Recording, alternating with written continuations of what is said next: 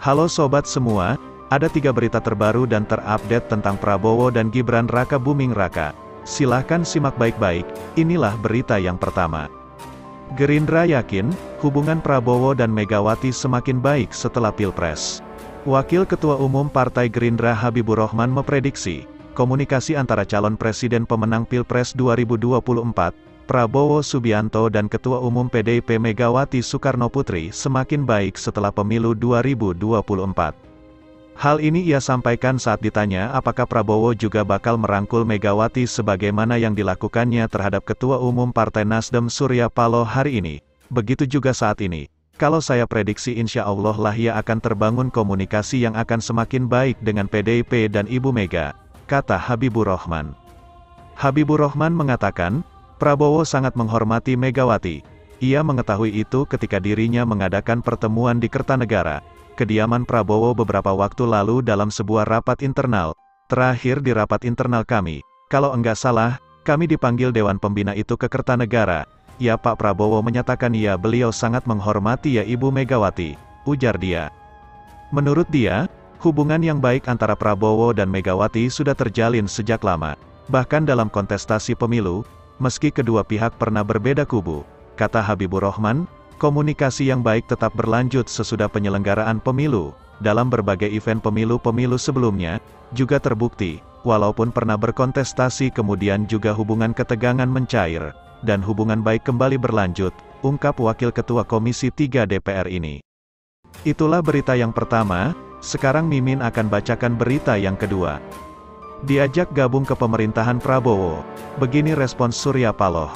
Presiden terpilih pada Pilpres 2024, Prabowo Subianto, mengajak Partai Nasdem untuk bergabung ke dalam pemerintahan baru. Hal itu terungkap saat Prabowo melakukan pertemuan tertutup bersama Ketua Umum Partai Nasdem Surya Paloh. Paloh mengatakan ucapan Prabowo tersebut sebagai bentuk penghargaan terhadap Nasdem, namun, politikus brewok itu tidak memberikan jawaban pasti tentang sikap Nasdem terhadap ajakan Prabowo. Itu penghargaan Pak Prabowo aja, ucap Paloh seusai konferensi pers di Nasdem Tower tadi sore. Paloh hanya menjawab diplomatis ketika ditanya sikap Nasdem apakah akan bergabung dengan pemerintahan baru atau tidak, kita lihat nanti perkembangan ke depan ya.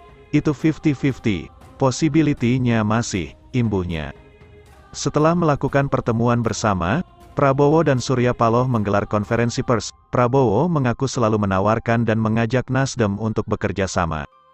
Saya selalu menawari, saya selalu mengajak, kata Prabowo saat menjawab pertanyaan isi pertemuan termasuk adanya ajakan kepada Nasdem untuk bergabung dalam pemerintahan. Dalam pertemuan tersebut, Prabowo turut didampingi oleh sejumlah pengurus teras Gerindra seperti Sekjen Gerindra Aham Muzani hingga Ketua Harian Gerindra Sufmi Dasko Ahmad. Sementara itu, Paloh juga ditemani sejumlah elit Nasdem seperti Lestari Murdijat, Willy Aditya, hingga Ahmad Saroni. Itulah berita yang kedua, sekarang Mimin akan bacakan berita yang ketiga. Pakar prediksi Golkar dapat kursi menteri terbanyak di Kabinet Prabowo. Direktur Eksekutif Indonesia Political Opinion Deddy Kurniasyah memprediksi Golkar akan mendapat jatah kursi menteri paling banyak di Kabinet Prabowo Subianto Gibran Raka Buming Raka. Alasannya, Golkar meraih suara terbanyak di pemilu 2024 jika dibandingkan dengan parpol pengusung Prabowo lainnya. Golkar menempati posisi kedua dengan raihan 15,28% suara sah nasional. Jika membaca porsi kinerja dan sokongan, semestinya Golkar akan mendapat porsi terbesar, bahkan dibanding Gerindra sekalipun, mengingat Golkar miliki kursi di parlemen terbanyak, kata Deddy. Selain itu, lanjut Deddy, Golkar berperan dalam majunya Gibran sebagai calon wakil presiden. Menurutnya, Golkar merupakan partai pertama yang memberikan surat rekomendasi untuk putra sulung Presiden Jokowi itu. Karena itu, ia yakin Golkar punya pengaruh besar dalam susunan kabinet Prabowo Gibran mendatang. Dengan dua kondisi itu, Golkar seharusnya memiliki pengaruh besar dalam hal struktur kabinet, ucap dia. Selanjutnya, anggota Koalisi Indonesia Maju yang akan memiliki kursi menteri terbanyak secara berturut-turut yaitu Gerindra, Demokrat, dan PAN.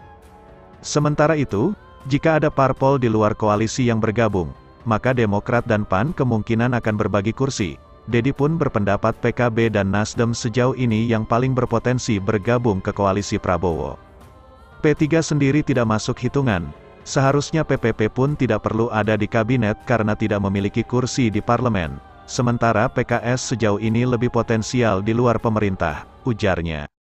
Prabowo Gibran telah ditetapkan jadi pemenang Pilpres 2024. Mereka meraup 96,2 juta suara dengan kemenangan di 36 provinsi.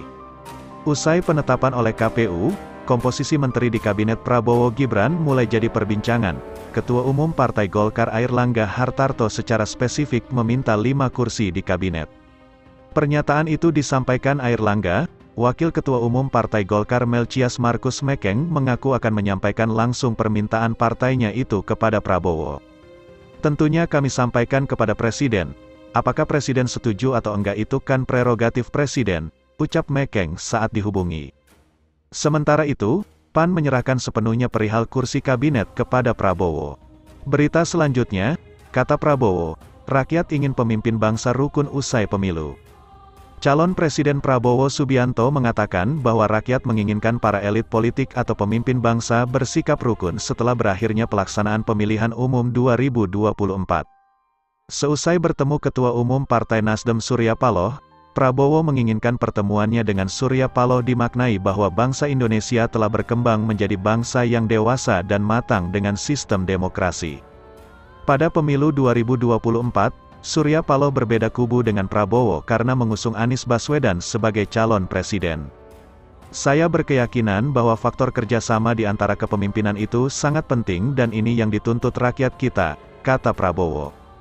Setelah mempelajari kondisi geopolitik dan geoekonomi, Ketua Umum Partai Gerindra itu mengatakan bahwa analisa dari banyak pihak menyebutkan Indonesia diprediksi akan menjadi bangsa yang kuat dan makmur. Namun, syaratnya adalah para pemimpinnya harus bekerja sama satu sama lain. Pertandingan itu baik, persaingan itu bagus, kompetisi itu kita butuhkan, rakyat perlu pilihan. Tetapi, sesudah pertandingan, persaingan, saatnya kita bekerja sama, bahu-membahu untuk membangun bangsa kita, itu yang saya kira penting, katanya. Oleh sebab itu, Prabowo berterima kasih kepada Partai Nasdem dan menghargai ucapan selamat yang disampaikan kepada dirinya dan Gibran Raka Buming Raka yang dinyatakan unggul pada Pilpres 2024. Kita boleh bangga demokrasi kita berjalan, masih belum 100% sempurna. Tetapi, itulah tugas kita, mari ke depan kita bangun lebih baik, kata dia. Berita selanjutnya, soal makan siang gratis, ini saran ekonom untuk pasangan Prabowo Gibran. Pasangan Prabowo Gibran resmi memenangkan pemilu presiden tahun 2024. Program makan siang gratis pun menjadi sorotan pengamat perekonomian. Pasalnya, ini masih memerlukan kajian. Menanggapi hal itu, ekonom senior Institute for Development of Economics and Finance, INDEF, Tauhid Ahmad menilai, implementasi program makan siang gratis masih perlu dilakukan kajian. Terlebih, dikhawatirkan program tersebut bakal menelan biaya jumbo. Kalau seluruh program itu dimasukkan ke APBN 2025 saya yakin nggak cukup karena anggarannya besar. Misalkan makan siang gratis itu anggarannya 400 triliun itu sama saja belanja infrastruktur, ujarnya. Sejalan dengan hal itu, Tauhid berpesan agar tim Prabowo Gibran dapat merumuskan skenario terbaik dalam proses implementasi makan siang gratis tersebut. Kalau di APBN 2025 sudah ditetapkan defisit APBN 2,85%, artinya sudah batas maksimum. Dengan anggaran segitu maka makan siang gratis masih kecil, mungkin sekitar 30 triliun rupiah, 50 triliun rupiah. Tapi itu tidak semuanya digunakan, mungkin pilot project di beberapa lokasi, terangnya.